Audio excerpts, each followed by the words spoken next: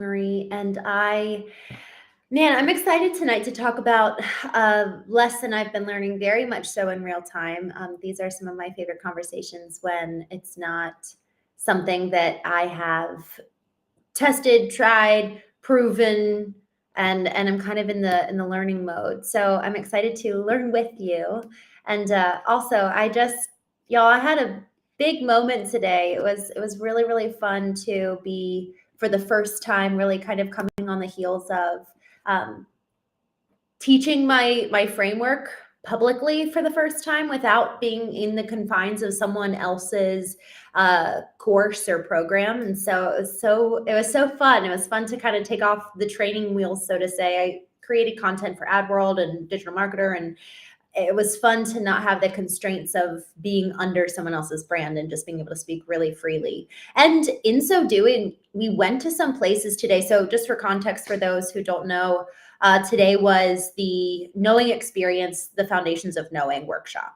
And the way that I kind of posited and set the expectation of this was there's so many different experiences within the brand of knowing. We've got the Knowing Retreat, which is a 3-day, actually it's a 3-night, 4-day experience with folks. So very intensive. I call it the boot camp of the soul. And then there's the Knowing Intensive, which is a different knowing experience. And that's a 48-hour deep dive for either an individual executive or for a brand and their business. And I will go to their home or they will come to mine, and we'll occupy the same space, have dinner together, breakfast together. We'll do vertical alignment, that practice that I just really, really love to do on a daily basis. I guide my clients and attendees of whatever knowing experience it is. So today was a new manifestation of a knowing experience, and it was through the workshop modality. So it was only 90 minutes, and as always, I'm like, man, we needed more time. I thought giving myself 90 minutes, that's the longest I've ever given myself for a workshop. And of course, actually, when I did it in person, I did an in-person workshop for Digital Marketer in Austin last year or 2 years ago. And I think that might've been 90 minutes. So anyways, I'm learning my lesson about the amount of time I need to give myself.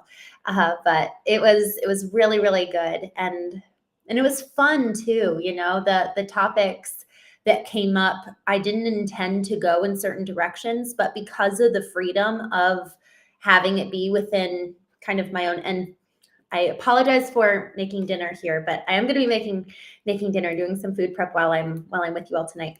I'm making Indian for the first time, which I'm very excited for. I may have made it one time during my marriage in my early 20s, but I don't remember. But I digress. I really loved today. It was really, really special, and the feedback was so encouraging. One of the things that really was helpful to set the expectation was, y'all, we do this as brands. We're told, and frankly, I've been told this a lot. Tell them what they want to hear and then give them what they need. And there's a tactic for that for sure. I can see why people might do that, but y'all, the thing is that every single person, not a single person dropped off for 60 minutes. At the hour mark, people dropped off. And then obviously at the hour and a half mark, which is when we were supposed to end, people dropped off, which is pretty normal. They're moving into another meeting, or maybe they couldn't attend the whole time after 60 minutes. But the retention rate, Qasim Aslam was co-hosting it with me. He has his 3X Freedom community, and he set that expectation for his community. Man, he was like, we're going to be diving deep. We're going to be talking about knowing you, and then how that translates into your brand and your business. And we didn't even have time to get into how that translates into your brand. So I'm excited. I believe I'll be hosting another workshop with them here pretty soon. And then I will also be hosting monthly workshops, because frankly, I want to be doing more of this. I love the Knowing Show. I love diving deep. And frankly, I would be curious to hear your perspective. I've actually gotten feedback from 2 different people in just the last week. So I think it's time to level this up. Both of them have said, if you can do this at the same time every day, it would be great. My problem is that I will be in Rome, like I was a week and a half ago, or even just Prince Edward Island, or the West Coast. It's just all the time zones are so funky. So I think I might I might actually pick a neutral time zone like noon every day, East Coast time to go live. So I'm curious if you all would appreciate that as well. But the reason why I like the workshops is because honestly, it's dedicated time and space to where you're kind of going into this heart, mind, soul, ready to explore and see what you'll find. And the reason why that's important is because you're effectively preparing your body and your nervous system to hear new information. There's something about if our nervous system is racing or activated and we're not in a place of calm or peace, we actually cannot learn something new. It won't stick with us.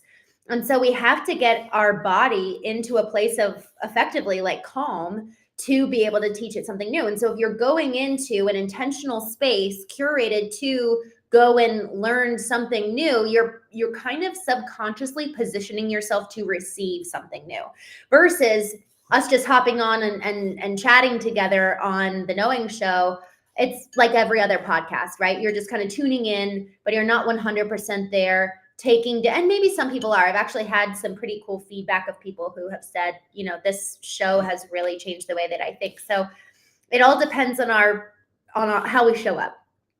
The element with the workshop, I actually gave folks exercises to do, and we all turned off our cameras and did the work together and then talked about it. And it was helpful being able to answer people's questions in real time.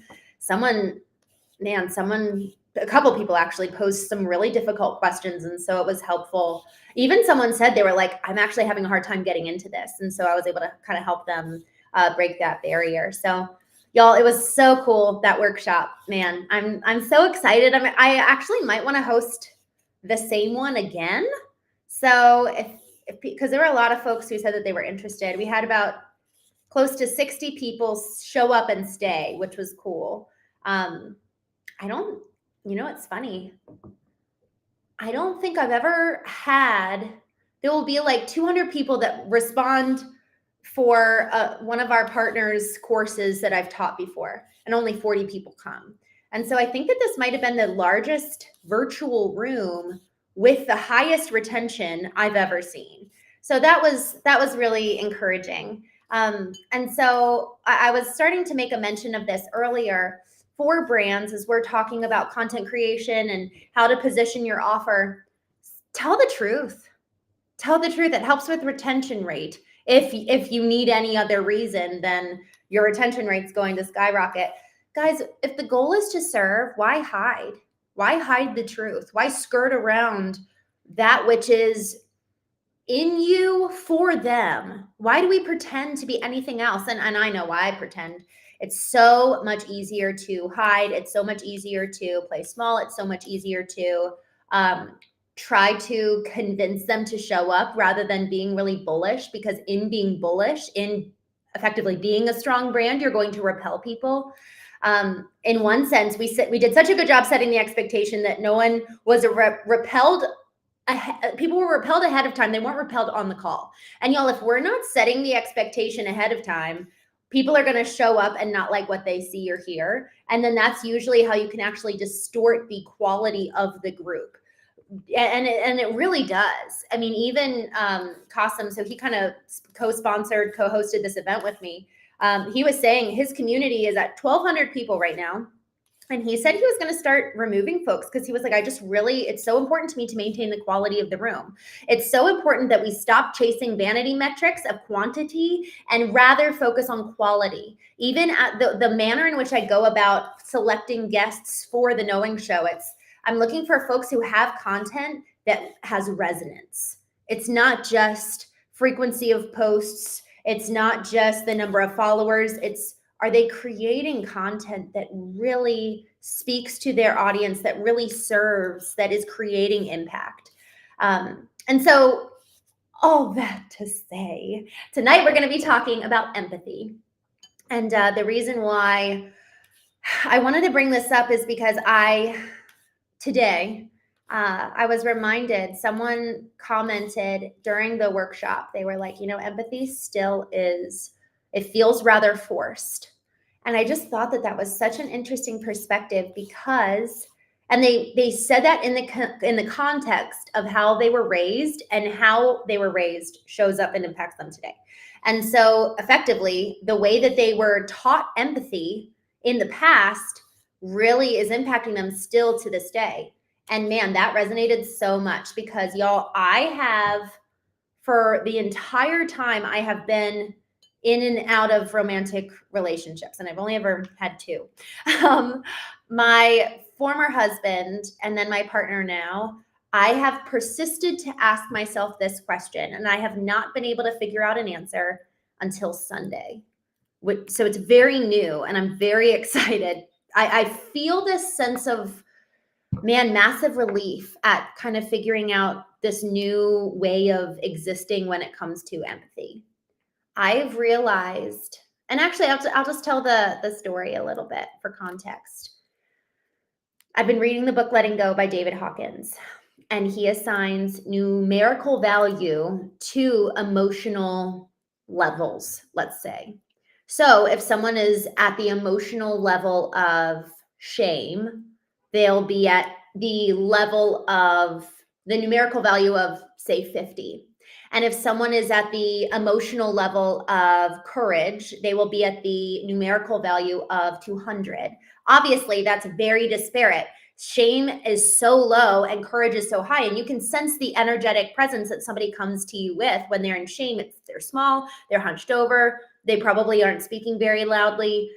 There's a physical manifestation of shame in terms of the way that they show up based in their emotions, versus someone who is courageous. They might actually be a bit more big and shoulders rolled back and a bit more boisterous. And then somebody in joy, which is a higher frequency than courage, may actually come like kind of bouncing up to you and be like, hey, how's it going? Big smile. And so effectively, with this numeric value system of emotions, we can level up or level down. And with his whole theory, effectively, he talks about the fact that like knows like. So if I enter a room with someone who has a different energy level than me, I will either level up or level down to match them, or they will level up or level down to match me. And the question is, am I going to be able to stand strong in my emotional presence if I'm at a higher level than that other person? So this has been the question that I've asked therapists for a couple years, but then throughout the majority of my marriage, I just kept silently wondering, how do I maintain empathy and love and not care so much? Because the degree to which I cared actually positioned me to get hurt a lot. It was like I didn't know how to have any kind of boundary of care without being so like an open target.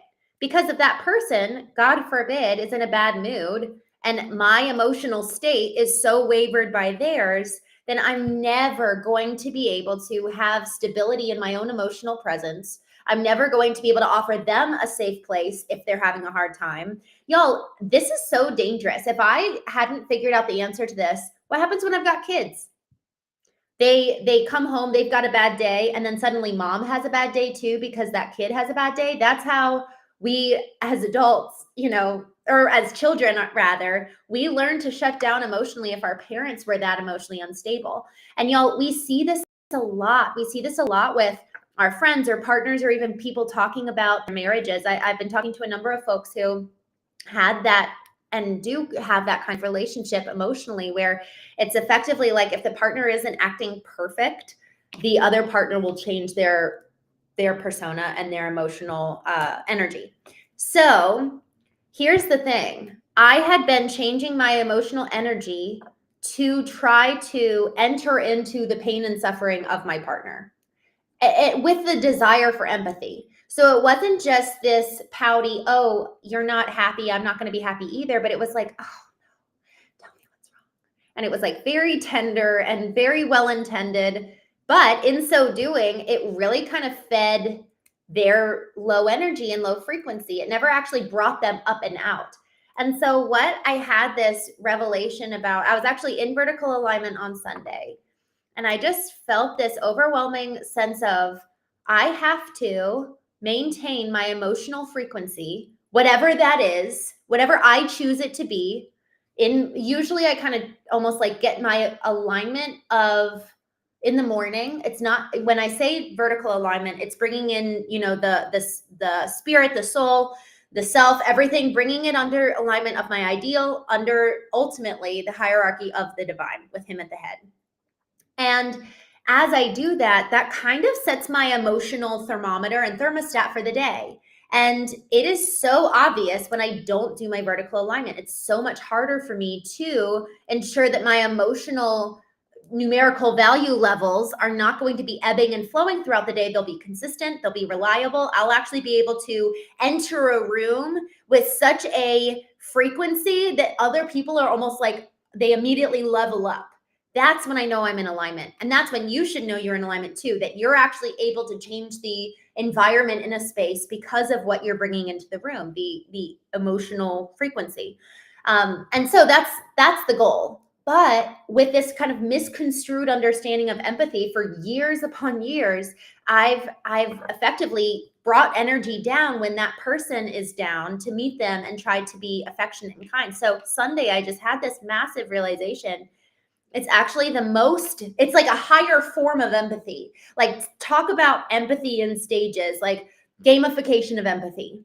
Level 1 is imagining what the other person might think or feel, thinking, like imagining it cognitively. Level 2 is actually, I'm gonna try to emotionally enter into it with them. Like, that sucks.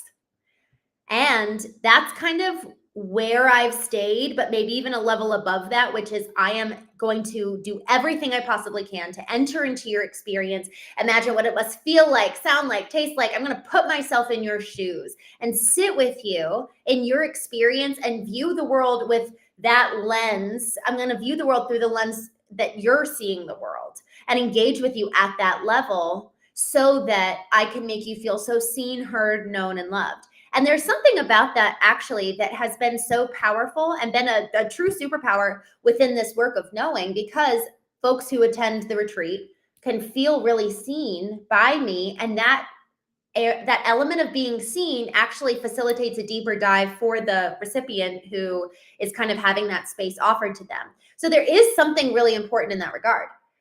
And a level even beyond that is being able to imagine your experience, and I maintain mine. I maintain my emotional frequency while I'm able to enter into yours, almost on like a third party. Have you guys ever had this experience where it's like, I feel like I'm having an out of body experience. I'm watching myself as a third person. This third person who is watching this experience, that's the elevated emotional frequency that I can maintain while I'm watching myself enter into this experience with this other person. So it's like I maintain this elevated state of joy or peace or whatever it is that I've worked really hard to attain, and I can stay there while almost like in this third person out of body experience, and then enter into, hold their hand, cry with them even, and sit with them in their experience. And in so doing, I'm able to help them feel seen, known, loved, safe, yet not walk away with this emotional burden or bringing down my frequency to meet them. And so even as I'm talking about this, I'm considering how in the ability to do that, there's kind of like a dimensional, let's go here. I don't know where we're going to go. We'll find out. There's an element of almost dimensional presence. So I'm closing my eyes and I'm imagining that perhaps, I'm with this person. Let's say it's with my mom. Let's say I'm with my mom physically in the physical realm dimension, and I'm sitting next to her, holding her hand, hearing her be upset. But in the inside, right? That's a whole other dimension. Who I am is actually not physical, tangible. I can't touch me. Because when you cut somebody open, you don't find them, you find their beating heart and the blood and tissue. But so who I am is actually in another dimension in space time. It's like I don't even know how to position it other than it's not this physical dimension. So this inner self can maintain its emotional, spiritual frequency while the physical me is sitting and in that place of bereavement.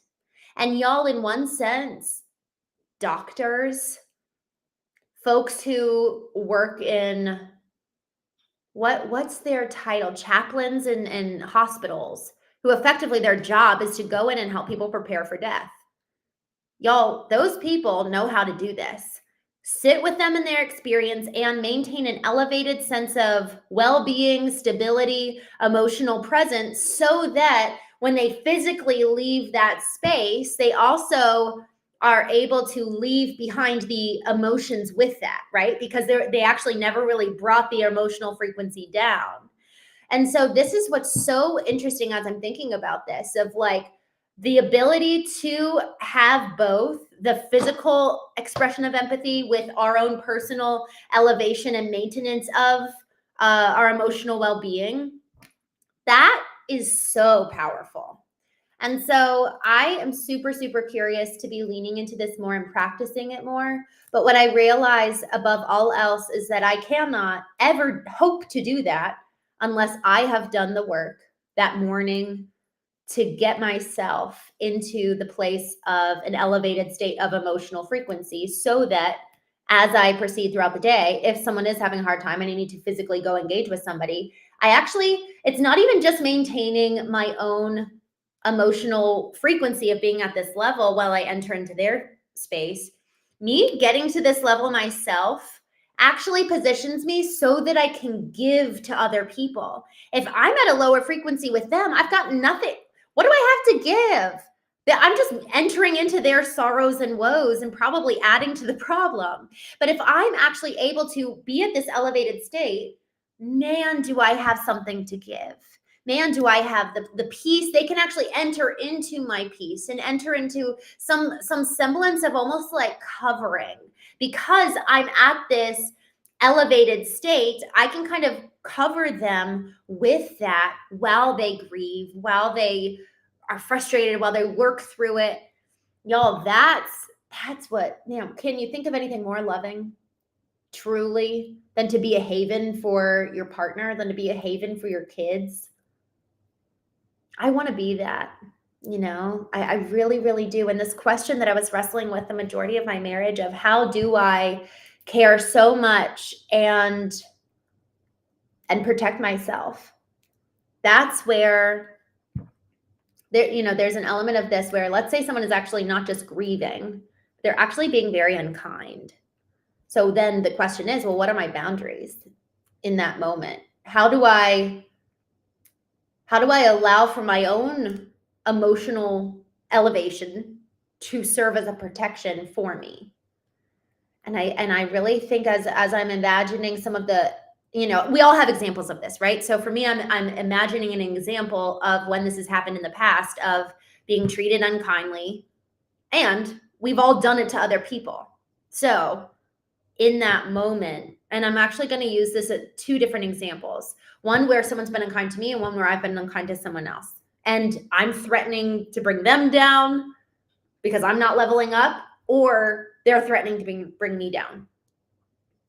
For them threatening to bring me down, depending on the degree of closeness, I have actually recently communicated with someone close to me that I effectively have a new sound bite, which is just kind of like, hey, here's like a sentence that I'm going to be using, and kind of pulling out of an arsenal of conflict resolution.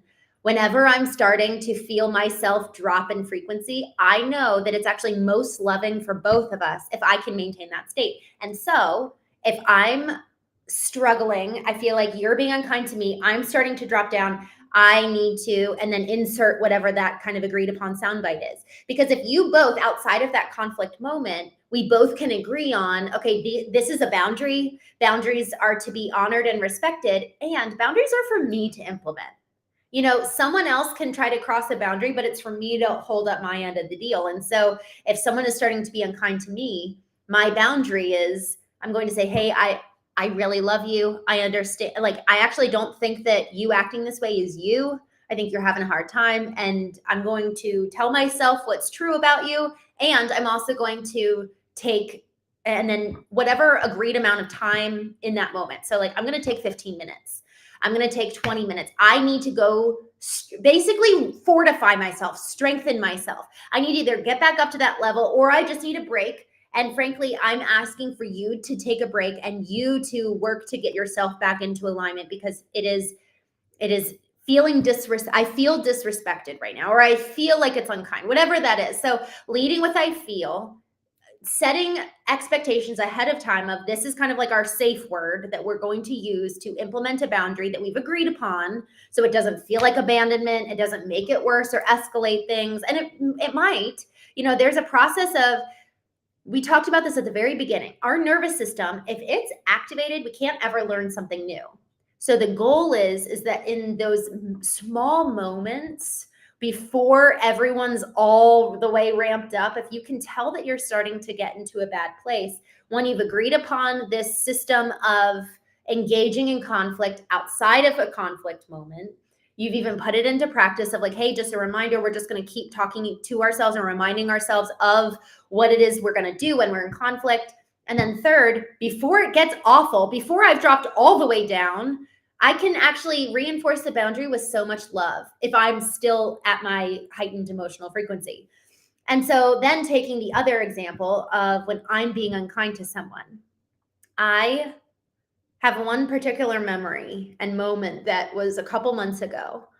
I was at actually the Dr. Joe Dispenza conference, and it was so embarrassing because it's like I just spent all these days getting aligned effectively. That's all I did for 5 days straight. And then of course the last day, oh my gosh, I was so annoyed that that I like totally got out of, like massively got out of alignment. And what that looked like was, in my past life, packing up and leaving was kind of like a stressful thing. Like I always, I was like, I have to have all my ducks in a row. I have to be perfect. And that was kind of the mindset. And you know what's so funny, y'all? Even as I'm saying this, I feel my nervous system starting to like rev up, even as I'm remembering what that dynamic used to look like. So in the moment of me packing up and leaving the hotel, my nervous system started to do that. And I started acting out to a dear friend of mine who we went to this event together, and I shut down. I was short. And it wasn't, in one sense, I think that we view major conflict as the person's yelling, screaming. Shutdown and disconnection can be just as emotionally jarring, especially if someone has a wound, like a childhood wound associated with disconnection. So my nervous system was activated. And in so doing, I shut down, disconnected emotionally from my friend, and we went downstairs together, and I was sitting there in the chair. Joe Dispenza was about to go on for his final segment. And I sat down next to them and I was like, I just feel really embarrassed right now. I know that it wasn't you.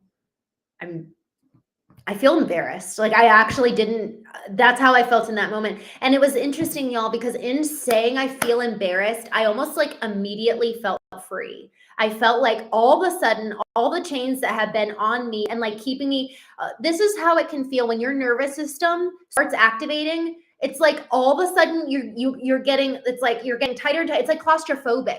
It's like you're being squeezed in on, and you have to fight and you have to escape and you have to get out.